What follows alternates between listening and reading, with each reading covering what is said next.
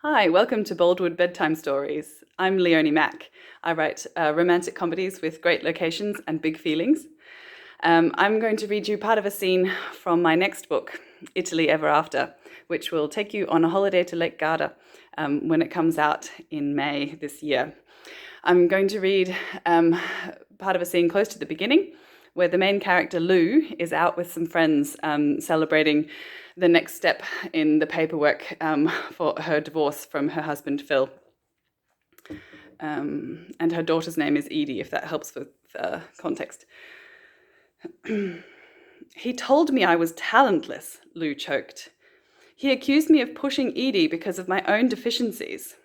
That's not true, sweetie, Sarah Jane assured her. Her friend's earnest loyalty made Lou smile ruefully. Isn't it? What talent do I have? You're an excellent newsreader, Zoe said immediately. I watch you every day. Thanks, Lou replied weakly, but I got that job because Phil pulled strings at the station, and I've only managed to keep it because it's such a pared-down position that no one else wants it. Besides, it's not really me. I don't know anything about the world, and I was crazy to think I could be a journalist. Everyone at the station knows it, so I always get the fluffy stories, or plain research. You don't mean that, Sarah Jane said. Lou shrugged and took another long slug of her drink. Why not? You're letting Phil get to you, Tina pointed out. That's nothing new, she said dryly. You just need some confidence, Zoe remarked helpfully. Is that like a dietary supplement? Tina snorted. See, you're funny. That's a talent. No one will be booking me in for Live at the Apollo, she said, her lips thin. I'm ordinary. Phil said that too. You're not ordinary. You're our hero, Tina said with a grin. You're the queen of disregard for fashion. Gee, thanks, I think, Lou replied. I'm serious, continued Tina.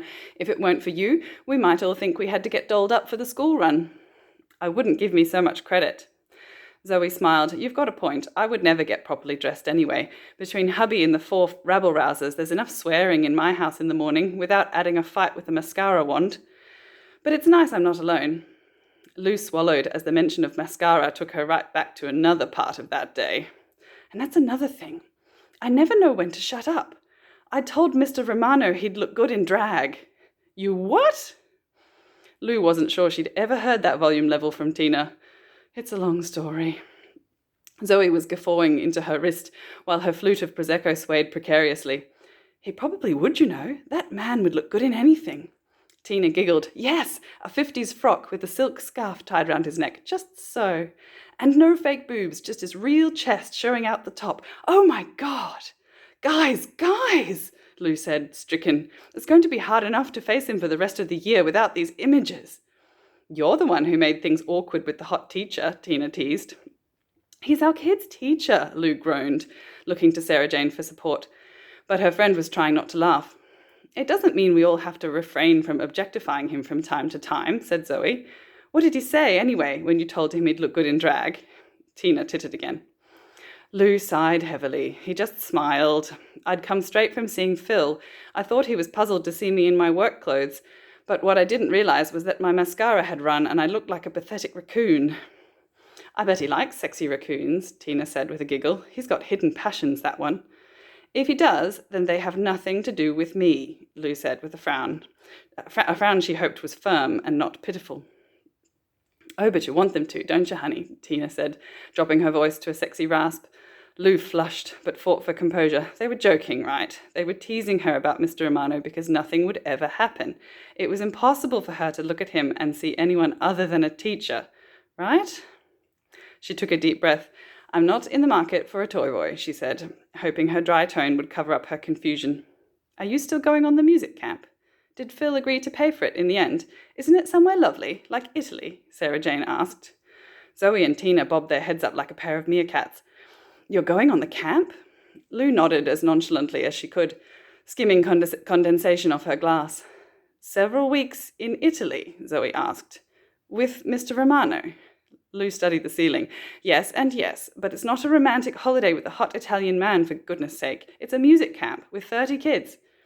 And a hot Italian man, Tina added behind her hand. It's just what you need, Lou. And he won't even be Edie's teacher after the end of the year. He will still be her teacher for the duration of the camp. And besides, it's not what I need. What I need is some space from Phil and some peace to sort out Everything. "Did you not hear? Hot Italian man?" asked Zoe.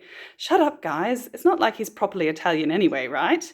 "Oh, he is," said Tina, leaning forward. "Genuine Italian-born, Italian-speaking, passport-holding hot man." "Fine, but it doesn't make any difference. How do you even know that?" She shrugged. "It's not illegal to ask personal questions." The conversation was spiraling, and Lou was afraid her dignity was travelling with it. "A hypothetical romance with someone who is not interested in me is very much not the next step in sorting my life out," she said, with what she hoped was finality. "You're right. Thank God for Sarah Jane. But the trip could still be just what you need. I am looking forward to getting away. But make sure you take some time for yourself. I've been so much happier since I took up running." Lou choked on her sip of Prosecco. "I don't know if I'm quite ready to do that to myself." She grimaced when it reminded her of the few extra squishy bits she'd developed over the past few years. But when she imagined the time in Italy, the peace of the warm summer sun, the different art and architecture, she suddenly saw the opportunity. "But I do have an idea." She ignored Tina and Zoe's shared look of wariness. "I've got a few weeks away from home. I'm going to find a talent." She'd hoped for applause and vociferous nodding, but her friends just stared at her. Tina reached out a sympathetic hand. "Lou." "I'm serious," she pulled her hand away. "There must be something I'm good at. I'm going to try everything until I find it." Her friends exchanged glances around the table. "At least she's sure to have a good time trying," said Sarah Jane. Lou laughed, finally happy with the decision she'd made.